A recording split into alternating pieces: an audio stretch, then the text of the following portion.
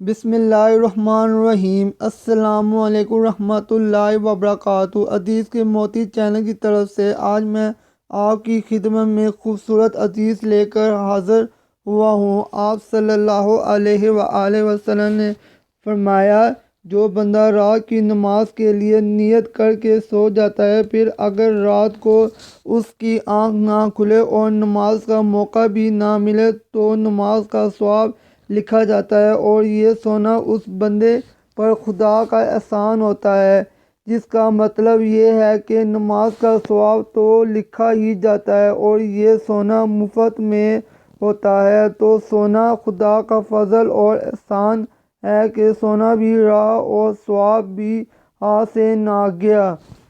ناظرین، اس حدیث پر عمل کریں اور آگے شیئر کریں، یہ صدقہ جاریہ ہے۔ السلام علیکم ورحمۃ اللہ وبرکاتہ۔